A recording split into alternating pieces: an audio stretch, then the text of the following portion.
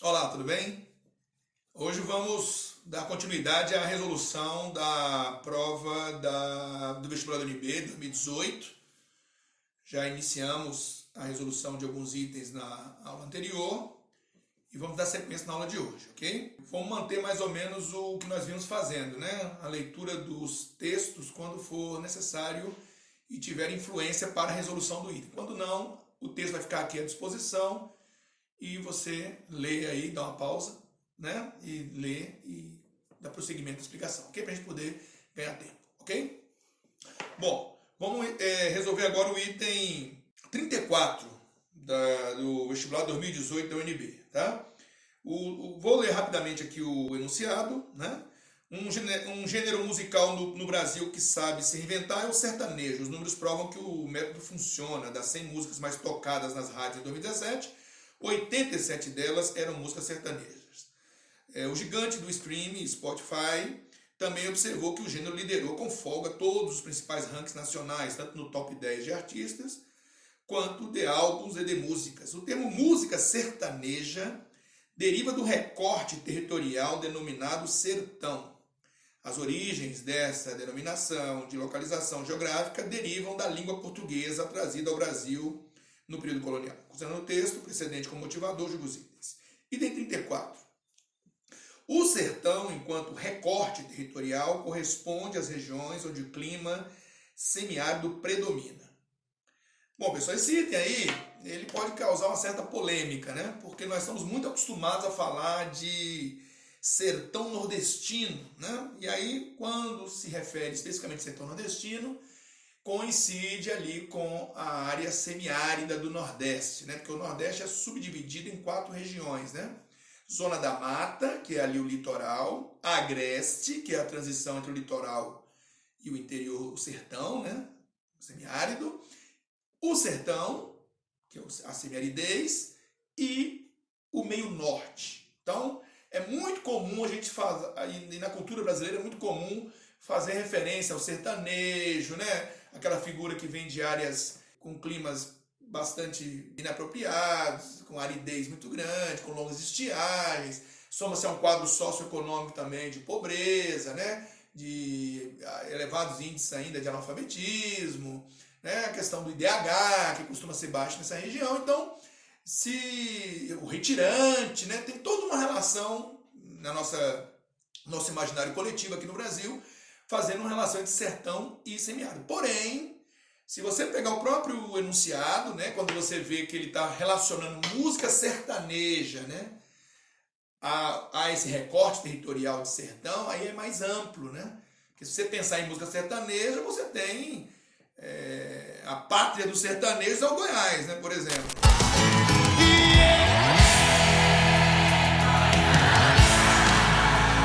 Não deu pra segurar a barra, então eu voltei de novo.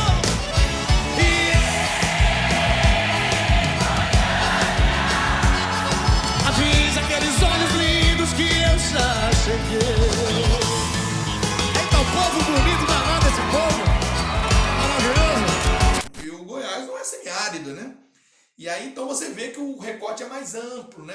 O sertão como área de interior, né? Área afastada às vezes dos grandes centros urbanos, afastada talvez do litoral num passado colonial, né? Existiu inclusive uma expressão, sertão do leste, no período colonial, que se referia ao eixo, que hoje ali é o eixo Rio-São Paulo, o Rio Paraíba do Sul, entre as Serras do Mar e da Mantiqueira, uma zona de Mata Atlântica e, portanto, não é uma zona semiárida, é uma zona de clima tropical úmido, né? Você vê que temos um outro momento, no século XVIII, se falou em drogas do sertão. Aonde, pessoal? Na Amazônia, né? Clima superúmido, equatorial superúmido. Para você ver, então, que esse recorte realmente sertanejo, quando se fala de sertão, não necessariamente estamos falando da semiaridez. Quando se fala de sertão nordestino, tudo bem. Inclusive, naqueles complexos regionais do Brasil, né, que a gente classifica o Brasil em 3 complexos, que não é a divisão oficial do IBGE, regionalmente do Brasil, mas que é muito corrente por aí, a região nordeste inclui o norte de Minas. o Vale de Jequitinhonha, que é uma região semiárida, né? Então, inclusive, nesse caso aí, está até se confundindo um pouco de Nordeste com semiaridez, né? Embora o Nordeste se subdivida em 4 regiões e nem todas elas são semiáridas, né? Porque a zona da mata é úmida, super úmida, o Agreste é semi-úmido, né? E depois, quando você vai lá para o meio norte, já começa a ficar uma área úmida de novo na transição para a Amazônia. Então, resumo da ópera. Esse item nós vamos gabaritá-lo como falso, entendendo esse conceito mais amplo de sertão. Mas se fizer um recorte de sertão nordestino, aí seria mais frequente você associar a semiaridez, ok? Beleza? Vamos para o próximo item. 36. Desde o período colonial, o termo sertão é usado em referência a localidades distantes do litoral. O termo sertanejo, por sua vez, denomina a população originária dessas localidades. Corretíssimo, né, pessoal? É isso aí, né? Que a gente falando. Quer dizer, sertão como uma ideia de interior, né? E sertanejo, o cara que vem do sertão, o cara que vem do interior, né? Tranquilo? Então, esse item também está correto, né? Vamos para o próximo. Próximo item agora, que nós vamos resolver, na página 10, é o item 37, ok? Durante décadas, as mulheres lutaram pelo direito ao voto. No Reino Unido, essa luta foi a mais ferrenha entre todos os países da Europa. No século XX, algumas mulheres chegaram a transgredir leis para conquistar seu direito ao voto. E o aparato do Estado respondia duramente, desfazendo manifestações a golpes e pauladas e encarcerando manifestantes. Apesar disso, o movimento continuou e em 6 de fevereiro de 1918 foi aprovada uma lei que concedia às mulheres com idade acima de 30 anos e com determinado patrimônio o direito de participar das eleições. Somente 10 anos depois, o direito de voto das mulheres foi igualado ao dos homens. A luta das mulheres inglesas pelo direito ao voto é retratada no filme As Sufragistas, de 2015. Bom filme, hein? Depois você assiste. Filme bastante interessante sobre essa luta das mulheres inglesas pelo direito ao voto. Agora, vamos para o item, né? Considerando o fragmento do texto apresentado e os diversos aspectos por ele suscitados, julgo os itens. 37. Embora no Brasil o direito ao voto tenha sido conquistado pela mulher há quase um século, na década de 30 do século XX, elas continuam a ser minoria nos cargos eletivos no Congresso Nacional e nos governos de Estado. Perfeitamente, esse item está corretíssimo, né, pessoal? Infelizmente, ele é um item correto, né? Você vai ver aqui na tela o percentual de mulheres que estão ocupando vagas, né, no Legislativo e, quer dizer, no Congresso Nacional, Legislativo Federal e nos governos de Estado, né, que é o Executivo Estadual. Você vai ver que é um percentual bastante reduzido. A mulher que no Brasil representa mais da metade da população, ela está aí, né? Em 2018 ela representava 7 senadores dos 54 eleitos apenas, né? Apenas 7. Na Câmara, dos 513 deputados, elas eram 77, né? E nas assembleias estaduais, né? Dos 1.059, elas eram 161. Então, a participação da mulher no legislativo é muito baixa. Inclusive, até uma legislação, né, que cria cotas para mulheres nos partidos, né, para forçar a presença delas. Tem até alguns escândalos, infelizmente, aí, onde elas têm sido usadas até como laranjas para arrecadar verba eleitoral, né, e repassa para os candidatos homens, né, e elas ficam à margem desse processo, né. Mulheres prefeitas, né, também é executivo, só que o municipal apenas 11%, 11,6%, né? E a gente conta nos dedos mulheres governadoras. Então, infelizmente, esse é um recorte da discriminação de gênero no Brasil, né, que a mulher sofre. Isso se reflete em várias áreas, né, na área de renda, de acesso a cargos, né, de horas trabalhadas no âmbito doméstico, né, a discriminação que a mulher sofre pelo número de filhos que tem, né. Então, tudo isso faz parte de um celeuma que o Brasil, infelizmente o mundo ainda carrega. Alguns países avançaram mais do que outros em relação à discriminação de gênero, né? Nesse outro quadro aí você está vendo, né, governadores aí eleitos, né, apenas 11% mulheres, né? Vereadores apenas 12,5% mulheres. Então, né, se a gente avançar para outros órgãos, né, como por exemplo judiciário, né, tá lá 18% de mulheres apenas. Superior Tribunal de Justiça, 16. Tribunal Superior do Trabalho, 19, né? Superior Tribunal Militar, 7, né? Então, assim, a mulher sofre discriminação em todas as esferas, né? E aí a gente vê aí essas charges lamentáveis, né? Não é para fazer graça, não. É para lamentar as dificuldades que a mulher brasileira enfrenta, né? Ela não tem as mesmas chances de ascensão, né? Tanto no salário como no trabalho, né? Como progredir, né? Materialmente. Ela sempre está enfrentando obstáculos. E se for negra e pobre, aí essas dificuldades se multiplicam, né? Porque nós estamos falando de uma mulher que enfrenta a questão de raça e cor, de gênero, de social, né? Aí a situação se aprofunda mais ainda, ok? Tranquilo? Próximo item. Tem uma tirinha aí da Mafalda, né? E ela está refletindo aí sobre vários momentos, a mulher desenvolvendo atividades, né? Costurando, limpando o chão, estendendo roupa, né? E ela faz uma reflexão, né? Vamos chamar assim. Claro, o problema é que a mulher, em vez de desempenhar um papel, tem desempenhado um trapo na história da humanidade. Então ela fez aí um comentário sarcástico, né? Mostrando que a mulher está se associando aí sempre a um pedaço de pano, que ela chama de trapo, né? Seja na limpeza, seja na hora que está estendendo, né? Na hora que está costurando, né? E não está exercendo o papel que cabe a ela, né? Ela fez um trocadilho em papel e trapo, né? E pano, né? Mas na verdade está falando do papel da mulher na sociedade, né? Que não está à altura do que a mulher merece, né? Tanto se pensar do ponto de vista quantitativo, né? O quanto ela representa a sociedade mundial, quantitativamente e qualitativamente, porque sabe que as mulheres estão cada vez mais estudando, né? Inclusive no Brasil elas estudam mais do que os homens, né? Na média, para poder tentar ocupar cargos melhores, ou ter melhores salários, ou ter maiores chances, né? E quando você vê o quadro no Brasil, você vai ver que ainda há muita discriminação, né? Tá aí a participação delas no mercado formal de trabalho está aumentando, o que deve ser naturalmente encarado, porque elas são a maioria da população, só não são a maioria do mercado de trabalho por causa do preconceito e da discriminação, né? Claro. Mas está aumentando, mas ainda são 44% desse mercado, né? A diferença salarial está diminuindo, mas ainda se mantém, 15%, né? E os setores que elas mais ocupam, tá aí, serviços, comércio e administração pública, né? Se a mulher tem filhos, isso impacta diretamente no seu erário, nos seus valores salariais, né? Quanto mais filhos ela tem, tende a ter menor salário, que é uma coisa muito injusta, né?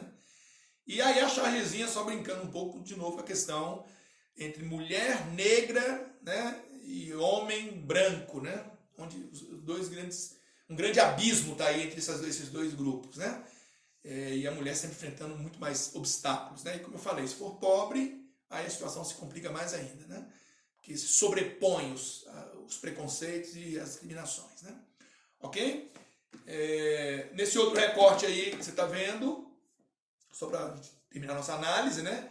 Aproveitando que nós estamos falando sobre isso, tá aí, né, a diferença salarial entre mulheres e mulheres negras e homens, né, brancos, né? Você vê o abismo que separa, tá aí a tabelinha com a questão salarial, né?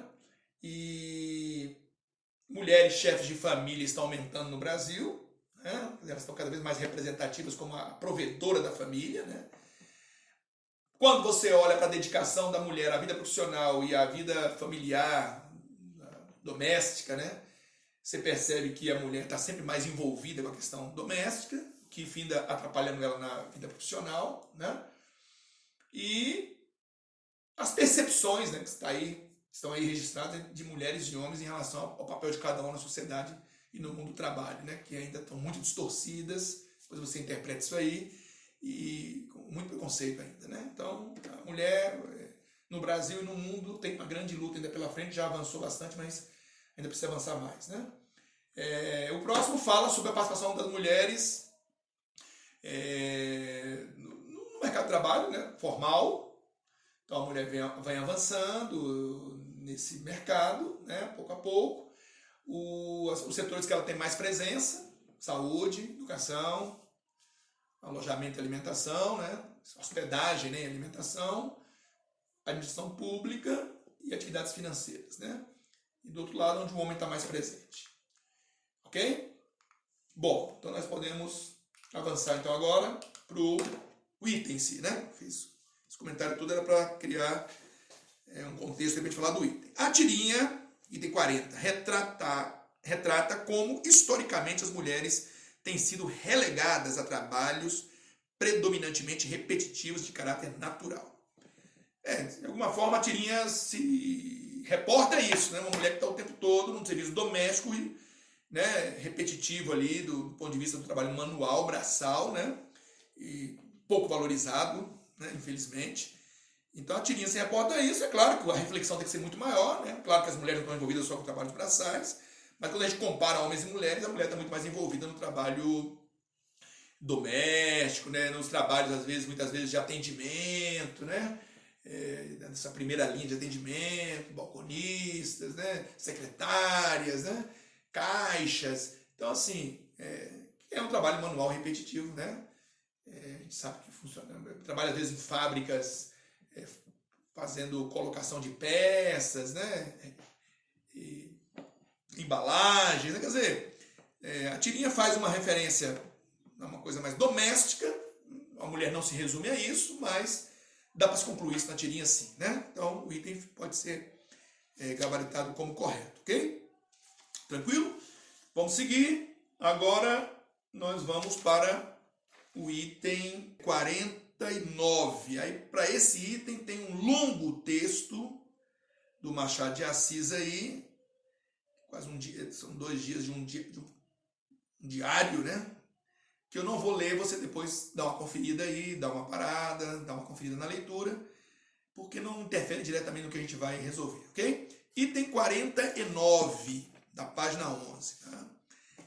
A população afrodescendente que se autodeclara negra está distribuída de forma homogênea por todo o território brasileiro.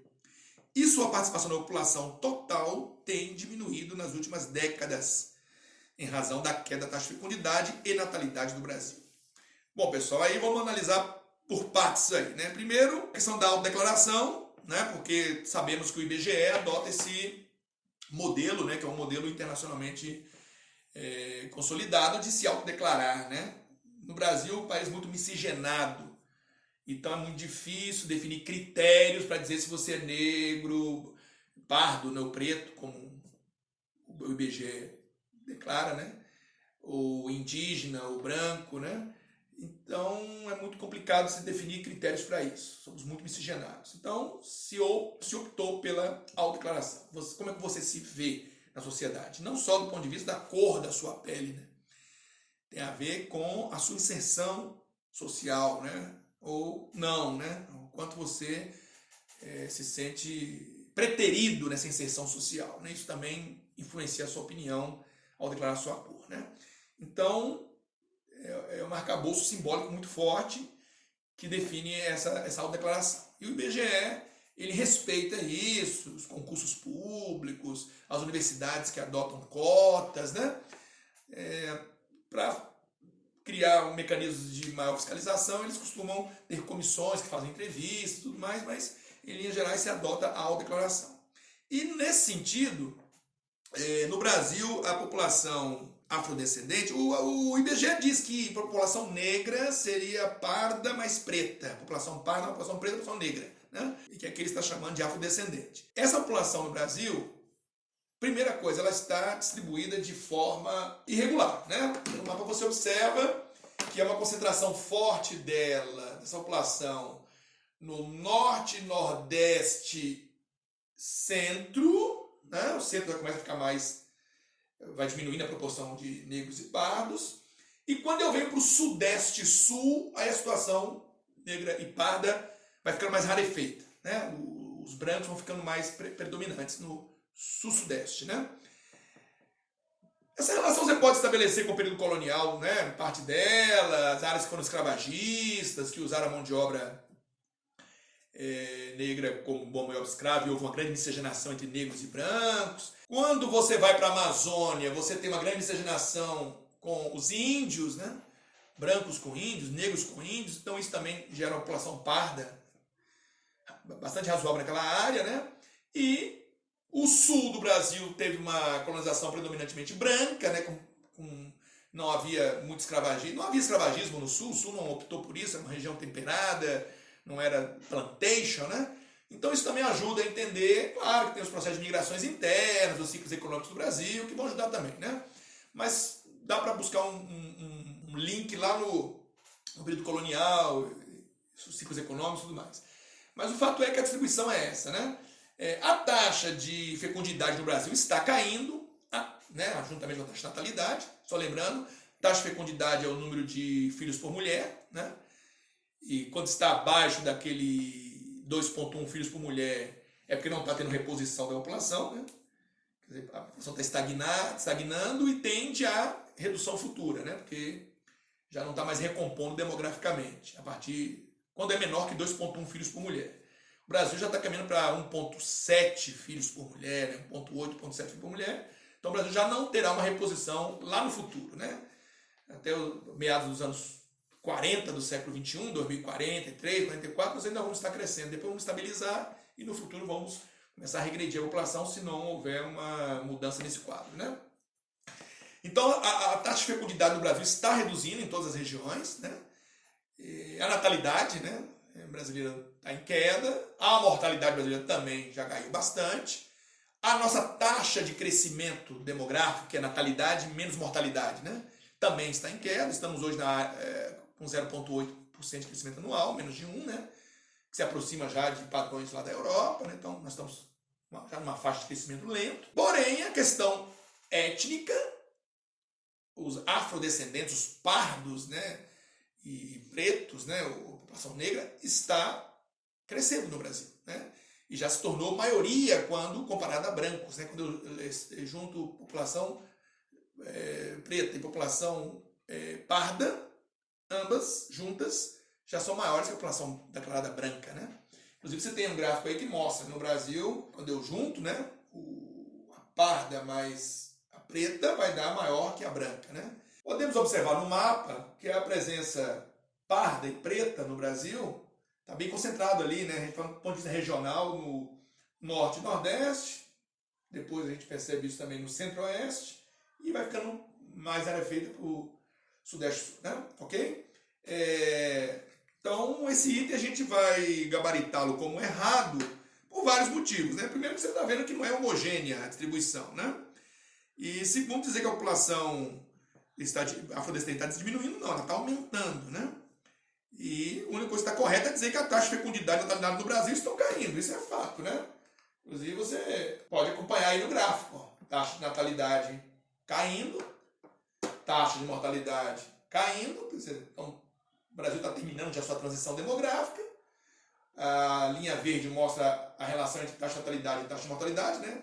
Um menos o outro, natalidade menos mortalidade, dá crescimento vegetativo, que a linha verde também queda, né?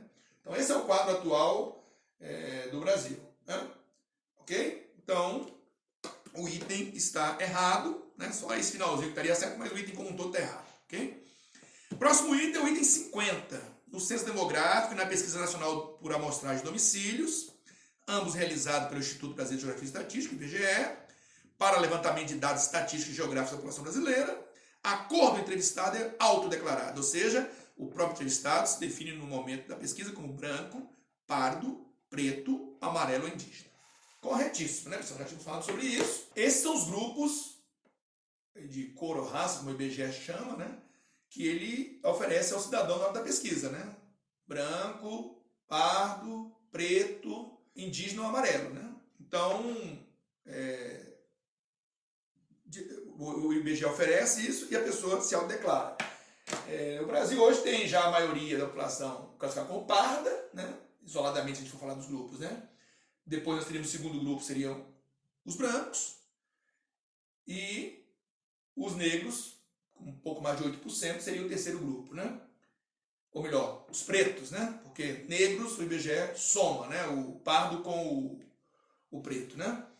Então seria pardos, brancos, pretos, né? E o restante ali, menor que 1%, seria a soma dos indígenas com os amarelos, né? Então essa hoje é a distribuição, mais ou menos, dos grupos étnicos da população brasileira, ok? Tranquilo? Com isso a gente encerra esse item aí, vamos para o próximo. É o item 54, na página 11 também. Tem aí duas fotos, né, que você está vendo aí, 2 registros imagéticos acima foram obtidos pelo fotógrafo brasileiro Marc Ferrez, na segunda metade do século XIX. Um foi realizado na cidade de Salvador, em 1884, e outro no Rio de Janeiro, em 1865. As fotografias, que receberam os títulos de Negra com seu filho e Quintandeiras, revelam duas faces da condição das mulheres negras, possivelmente escravizadas no período próximo à abolição da escravatura. E aí o item diz, 54, neste ano celebram-se os 130 anos da abolição da escravidão no Brasil. Isso era em 2018, né? E pela primeira vez houve superação das desigualdades de gênero, classe e cor e raça na população brasileira, pois os indicadores de escolaridade e renda relativos às mulheres negras equiparam-se aos indicadores relativos às mulheres e homens brancos. Já começamos essa discussão aí, né, pessoal? Ele está completamente errado. Vamos a começar já por dizer que houve superação das desigualdades de gênero, classe e cor, raça na população brasileira, né? Isso aí nós já sabemos e temos dados para mostrar que não, né? Esse infográfico que você está vendo aí, vários dados, né? Mostrando, por exemplo, né? Taxa de desocupação, né? Entre negros e não negros, né? Maior entre negros, né? Entre negras e não negras, né? Maior entre negras. E quando comparado, maior entre as negras, tem a maior taxa, né? As mulheres negras, de desocupação, né? Então aí você está vendo a questão do gênero e da raça-cor, né? Quando vai falar de escolaridade, né? Você vê que os negros são menos escolarizados que os brancos, né? Quando você fala de, ali naquele detalhe em cima, horas trabalhadas, né? Como os não negros precisam trabalhar menos, né? Do que os negros, né? Como uma mulher negra precisa trabalhar mais, né? Do que todos, né? De novo a gente vê isso, né? Diferença média de rendimentos. Tem um mapa do Brasil aí mostrando essa diferença média de rendimento entre negros e não negros. Você vai ver que ela se consolida em todo o território nacional, em alguns lugares é mais grave, mas em todo o território nacional, né? A evolução dos rendimentos, né? Como os negros têm mais dificuldade de evoluir no rendimento, ascensão profissional, né? Então, assim, esse mapa aí, se você tiver tempo de analisar ele com calma, você vai ver que tem vários dados aí que provam, né? Quando vê a taxa de escolaridade, né? Frequência líquida na escola, no ensino médio, tá lá, né? Os homens brancos, né? As mulheres brancas frequentam mais as escolas do que os homens e mulheres pretas, né? Rendimento, né? Mulher preta que menos tem rendimento comparado aos outros grupos, né? Mercado de trabalho, ela é a mais desempregada, né? Então, assim, você vê que a discriminação, o preconceito, né? a restrição de acesso, ela está aí, né? O Brasil tem isso, né? Vende-se a ideia de democracia racial no Brasil. Mas na prática está aí os dados mostrando que o Brasil é um país que discrimina bastante, né? Tanto o gênero, socialmente e por cor, raça, né? Tranquilo? Então, o item, infelizmente, né? Ele não é verdadeiro, né? Ele é errado, né? E os dados mostram isso muito bem, ok? A gente vai encerrar a resolução dessa prova nesse momento. Vamos continuar no próximo encontro, ok? E espero que tenhamos avançado mais um pouco aí, né, nos conteúdos que trabalhamos hoje, né, por população brasileira, características da população brasileira, né, por cor, por raça, por gênero, né, taxa de fecundidade, taxa de natalidade, tudo isso são aspectos que têm muita frequência nas provas por aí, ok? Então, é bom ficar atento com essa temática, ok? Grande abraço, valeu, obrigado pela atenção. Porque não ganhou uma bola. O tempo foi passando, ela foi crescendo. Agora lá na rua ela é a preta do sovaco fedorento que alisa o cabelo pra se sentir aceita. Mas não adianta nada, todo mundo a rejeita. Agora ela cresceu, quer muito estudar. Termina a escola, apostila, ainda tem vestibular e a boca seca. Seca, nenhum cuspe. Vai pagar a faculdade, porque preto e pobre não vai pra USP. Foi o que disse a professora que ensinava lá na escola. Que todos são iguais e que cota é esmola. Cansada de esmolas e sem o din da faculdade, ela ainda acorda cedo e limpa 3 apartamentos no centro da cidade. Experimenta nascer preto pobre na comunidade. Você vai ver como são diferentes as oportunidades.